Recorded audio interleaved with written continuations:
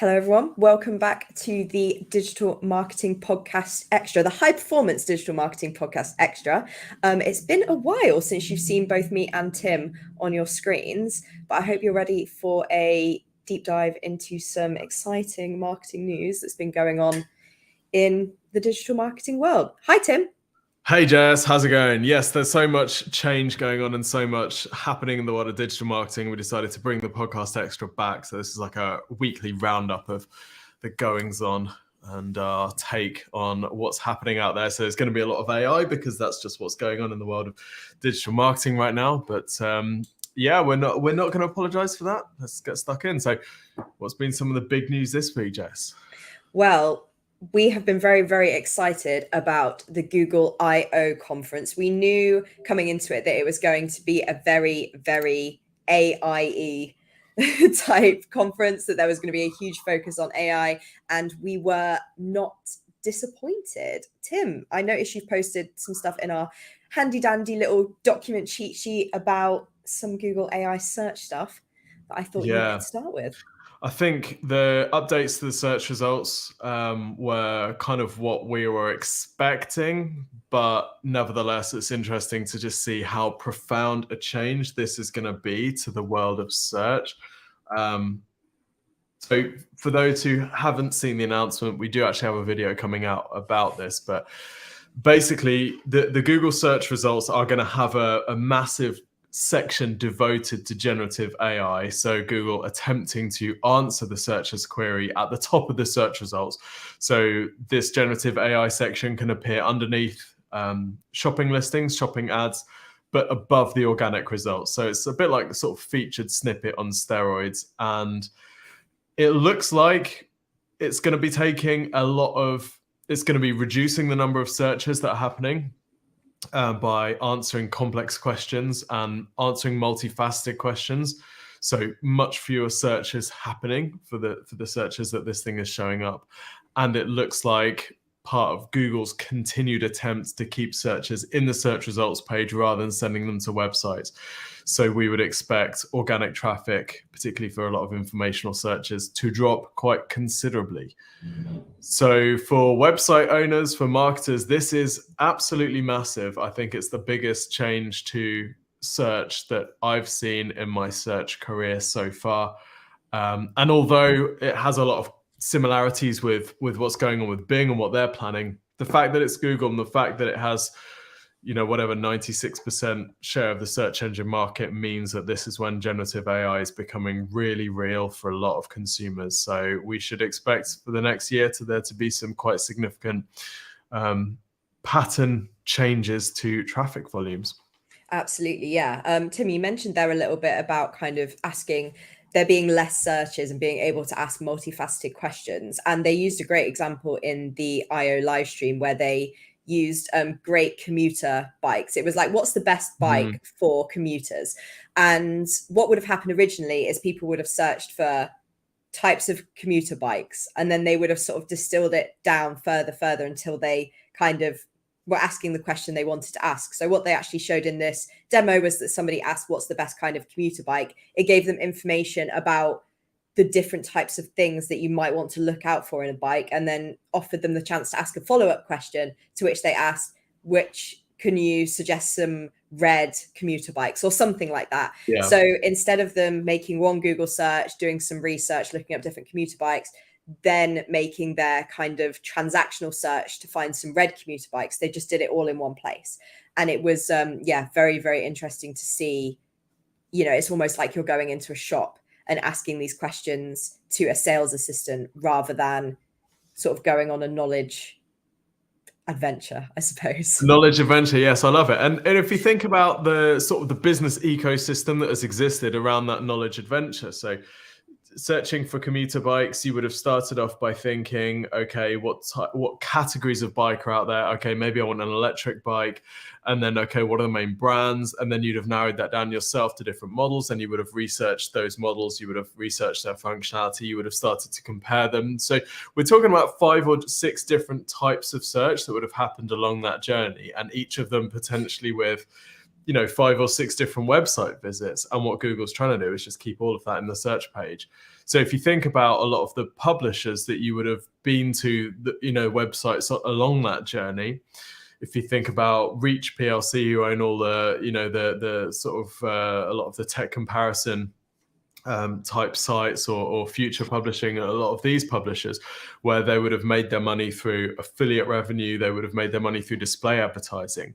Well, Google's just basically trying to take all of that traffic and hold on to it. So if I'm those companies, I'm thinking this is really seriously bad news. In the week that Vice has filed for bankruptcy, I'm thinking this becomes difficult to continue. Yes, absolutely. But it's not, I would say not all hope is lost. And I think a lot of the kind of ranking factors do feel the same.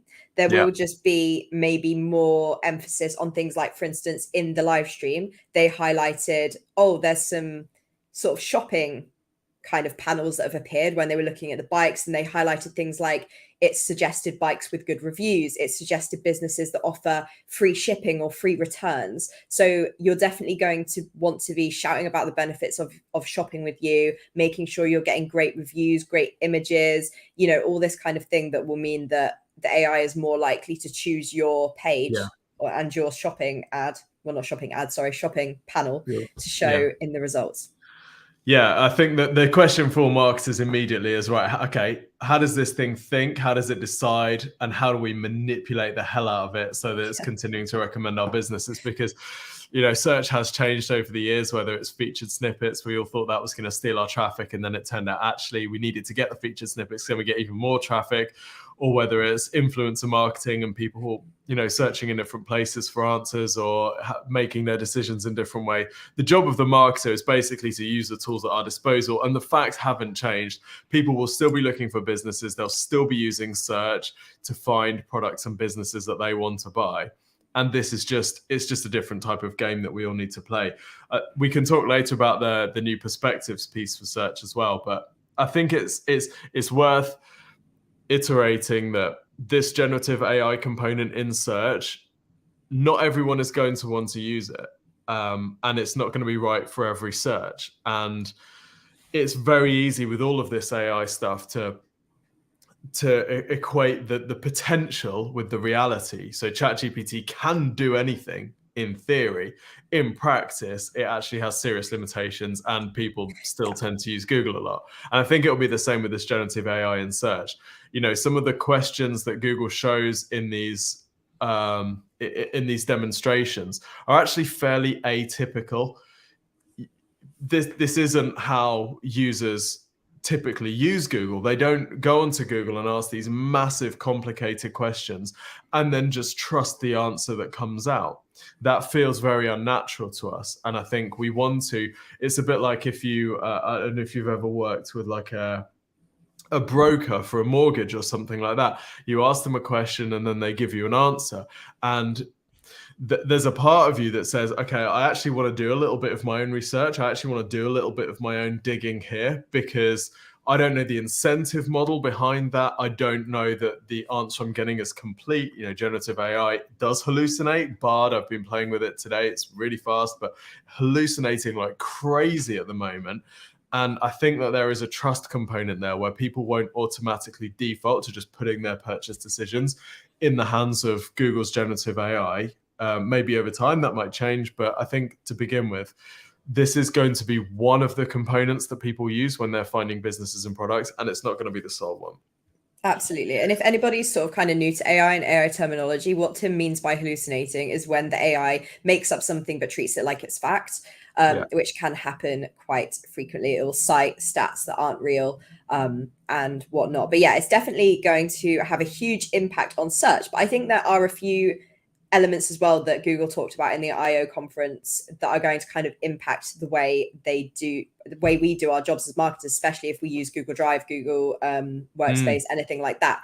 For instance, one of the things they've added are rolling out is content prompting. So the same way that you might, if you have a plugin that kind of helps you write stuff and offers some AI suggestions. I use one called Hyperwrite, which is super useful. But it seems like Google are going to be adding in their own to Google Drive, and it definitely feels like a lot of the tools I use now, I was almost checking them off watching the IO thing. I was like, well, that one, I won't need that one anymore, and I won't need this one. They also, it seems like they'll also have a panel that'll appear next to your documents called Sidekick that you can kind of use. You can use Bard directly in your documents, copy it over.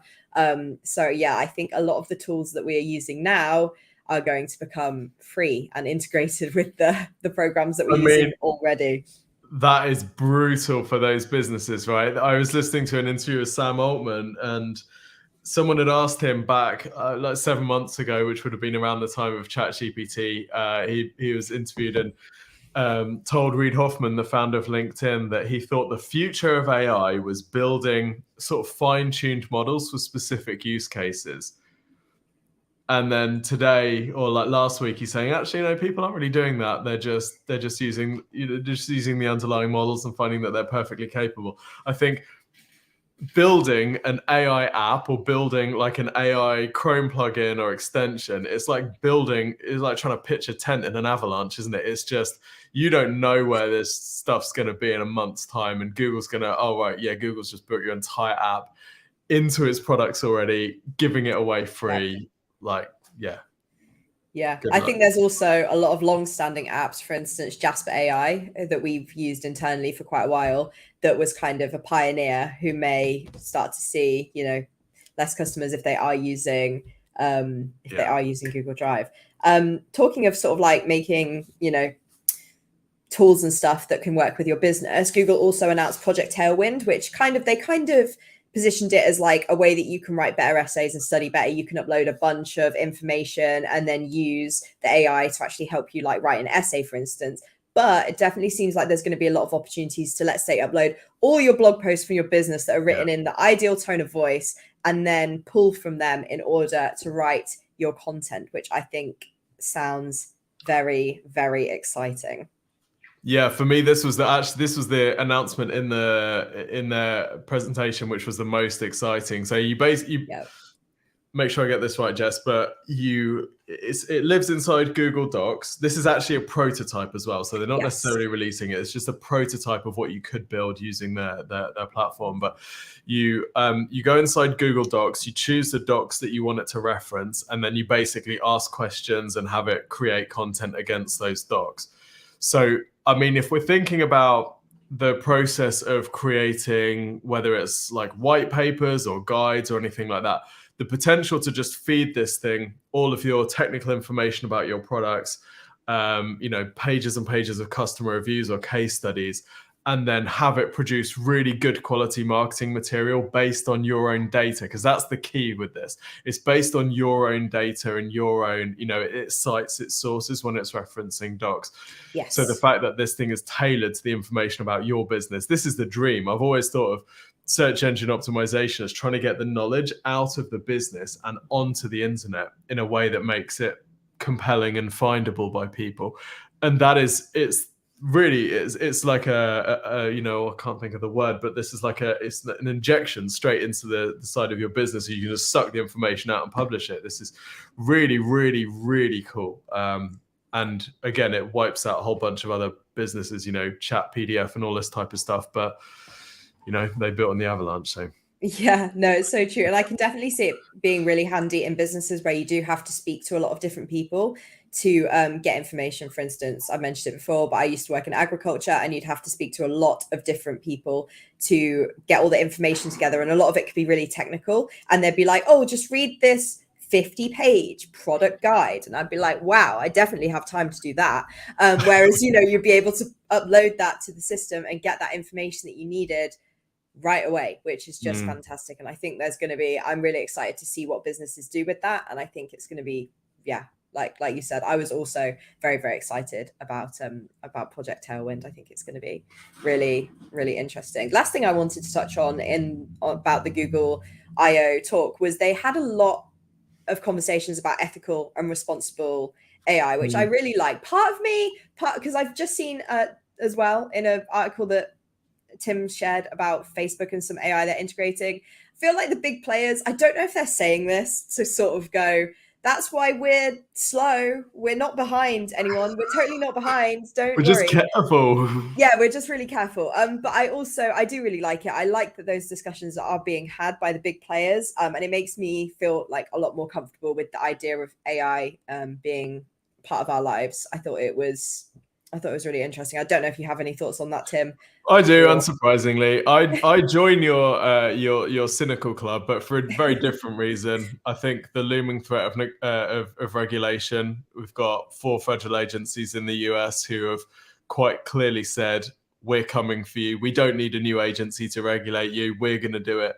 FTC threatened forcing companies, or gave some demonstrations of forcing companies like Weight Watchers to delete algorithms that have been trained on data that they didn't have the right to collect. yeah, And if I'm OpenAI or if I'm Google, I'm thinking, wow, we've just spent potentially hundreds of millions of dollars training these large language models on data that I don't think anyone's going to be able to say 100% certainty they had the right to train it on. I'm yeah. not wanting to delete that. I'm not wanting to have to, manually crawl through data and work out what we can feed into GPT-5 or whatever. So I'm thinking part of this is probably they want to look like careful guardians of this technology, so the regulators don't have to step in and say, this is out of control. I also personally think that ship has long sailed and the regulators have quite clearly set their stalls out. We had a very strong worded EU regulation announcement last week as well, with the MEPs agreeing to some pretty hardcore proposal, which is going to have to go through, mountains of years of negotiation, but the regulators are coming. So I think they're trying to look like they're being more careful than they have been, when this is quite clearly an arms race with very little restriction. Yes, yeah, for sure. It really has felt like it's just exploded. So much is happening, so much is going on. It's progressing so quickly. I think almost the regulators are also having to kind of scrabble in the same way to be like, whoa, whoa, whoa, hang on, everyone, chill, slow down. I don't think anybody expected it to quite behave in this way. I know when we were kind of having conversations about it when it first started to come out, it was like, whatever. But if you're one of the people who's kind of in the situation of like, ignore it, it'll go away. No, it really won't. No. We can speak from experience that we haven't seen anything as quite groundbreaking or something that's shaking things up as much as this has. So yeah, definitely don't ignore it. We have some great videos on our main channel, Exposure Ninja, on YouTube, which you can take a look at, which kind of dive into beginners AI and talk about a bunch of stuff from a marketing perspective if you are new to this and have kind of been hiding your head in the sand. Because the sand is just going to get blown away and you're just going to have to face it eventually. So don't get left behind. We also wanted to talk about Meta's generative AI. Well, before we do that, though, there is one more change to Google search, which has flown under the radar totally. And that is this thing of perspectives. I don't know if you've seen anything about perspectives. I have not, Tim. Please explain. Okay. So perspectives, my feeling on perspectives is actually the antidote to generative AI and search results. So here's basically how it works. If you search for something where it would be useful to have lots of people's opinions on a topic. So let's say, I don't know, what style is on trend in the summer, right? Something better than that, but something along those lines, right? Generative AI is going to struggle with that. And that's not necessarily the results that you want. You don't want some sort of generic computer output. What you actually want is you want to hear lots of people's opinions. So Google has demoed a feature called Perspectives, where you get a little filter at the top of search results. If you click that filter, what it does is it shows you on mobile, it shows you a 2-column tiered layout of short form video, mainly short form video. So TikTok and YouTube Shorts, where you get different people talking about this topic. But they've also mixed in answers from like Q&A type sites like Reddit, Quora, forums, discussion groups, that type of stuff in there as well. So this Perspectives tab is a collection of individual, like user-generated content perspectives on a topic. And I saw it and thought, okay, that feels a little bit ineffective because you're then left to hunt through. But actually, there's quite a lot of searches where that'll be really useful. And I think Yeah, this is potentially absolutely. massive for businesses, Yeah. because this is a whole new type of search engine optimization, if you think about it, because it's essentially influencer marketing. As a brand, you're going to want to work with people who are getting an audience, who are being featured in perspectives, but you then may need to help them optimize their content to rank for this search. You know, if Hmm. you're selling electric bikes, for example, just to carry on that example, and your product is being recommended by 5 of the top 10 influencers in the perspectives tab, you can quite clearly see how that would very easily lead to sales, because having someone sell your product on your behalf is a very compelling way of making a sale. Much better than having generic AI say, you know, this one looks like it meets your criteria. Having someone Yeah. say, look, I've used this thing, it's absolutely freaking brilliant, and it does this, this, and this. It's very, very compelling. So this looks like a new type of search. It's a bit like TikTok for search. I think that's the other thing that Google's trying to knock out with this announcement, is just sort of take Yeah. that out of the equation or steal some of that back. But it's fascinating, and I don't think we saw it coming, but it's flown under radar. No, that's really interesting. I know there's been a lot of discussions about how young people are using TikTok to search because they want to get that personal view. And I would definitely say to anyone who is like, okay, what do I do now? How do I get people to talk about my thing?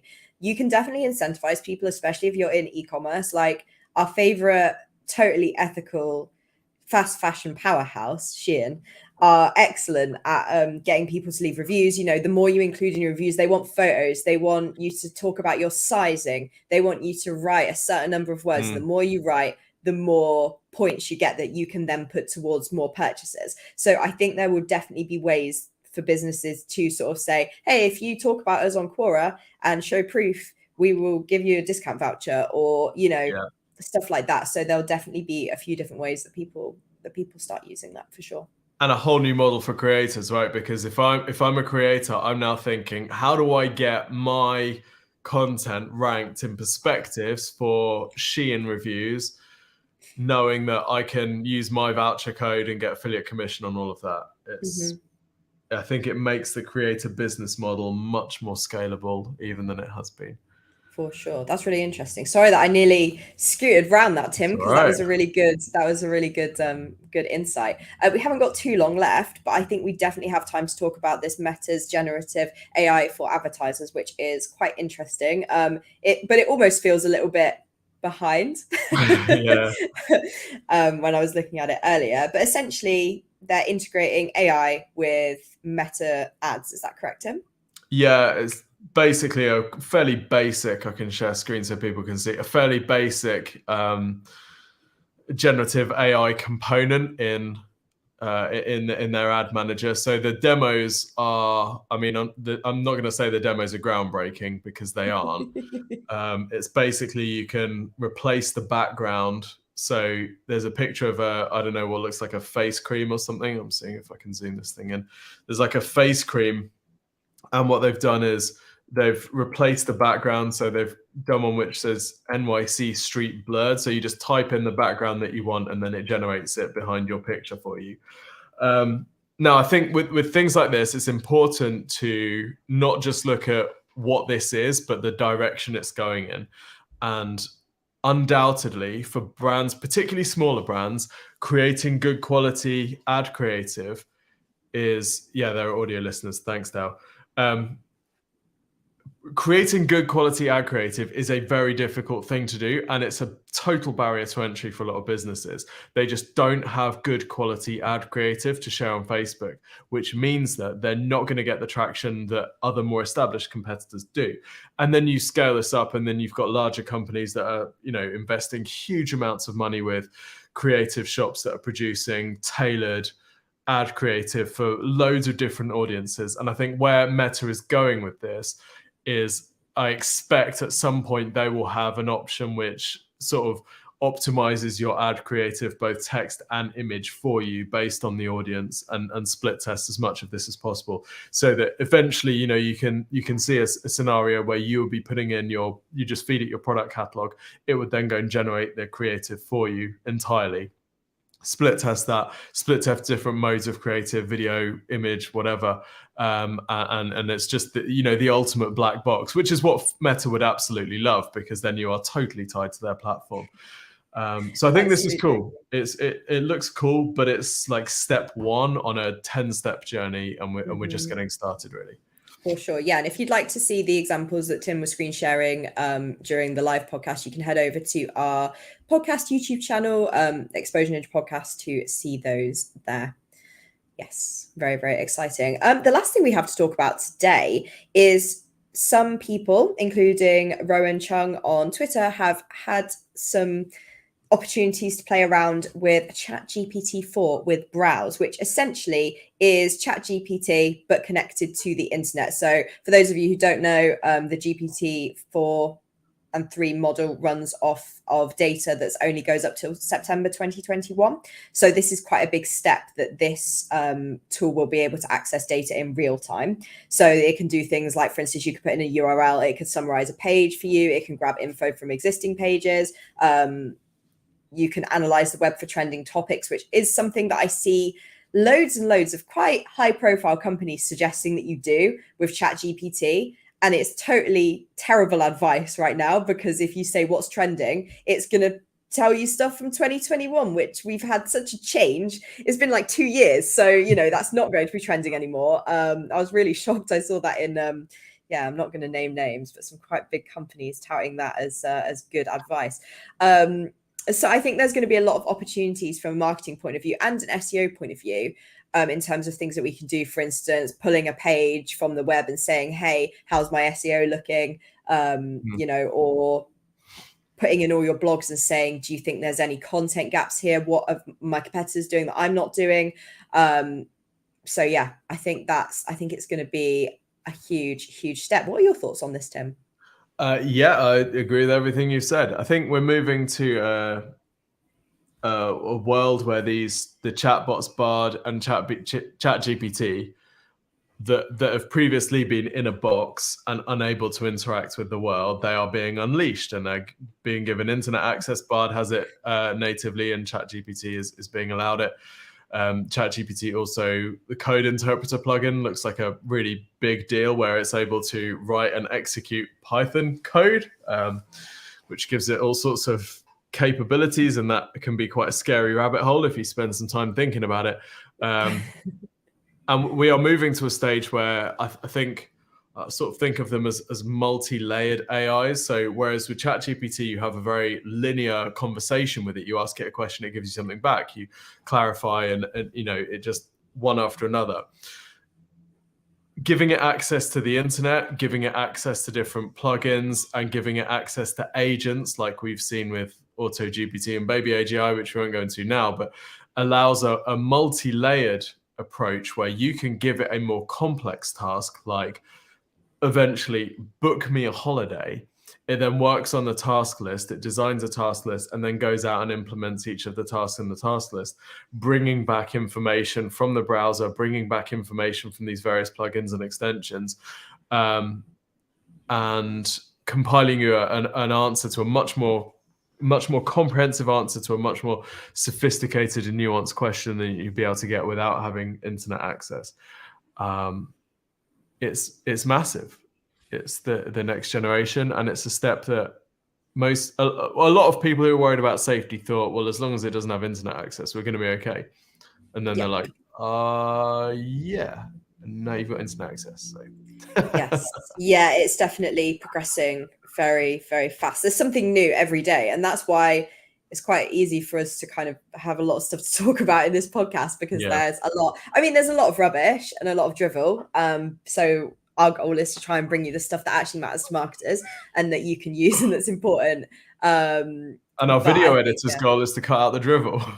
Yeah, indeed. Yes, our marketing manager Dale is basically saying we've reached Google 3.0. It's definitely taken a whole turn, and I think it's marketing next level. It's future marketing, it feels. So I don't know. I think the temptation here is to feel like either this stuff is too far away or that you just can't keep up. My approach is play with this stuff as soon as it comes out. as long as you're on the front end of it, user behavior is going to take a while to catch up. As long as you're on the front end, as long as, you know, you only need to be one step ahead of your audience. And as long as you are, you're going to be in a good place to take advantage of this stuff. Subscribe and learn all about the fast moving changes in marketing. Yeah. Thanks, Dale, for that comment on the live podcast. Very cool. Yeah, we're putting out a lot of videos about AI and how you can use it in marketing. It's all very actionable stuff. We're trying to put out stuff that isn't just, hey, here's the thing that happened. We're trying to make sure that you can actually use it. And we're speaking from experiences. We're using AI and testing it throughout Exposure Ninja. It's very exciting, a lot of fun. We're really passionate about it. We are really passionate about AI, and we're hoping that we can share that passion with you all. Yes. Very important. But yes, I think that's it for today, Tim. I think it is. Thanks everyone for tuning in. Have a phenomenal rest of the day. And don't be destroyed by a robot. Indeed. And see you in the next one. Cool. Bye, everyone. Bye, everyone.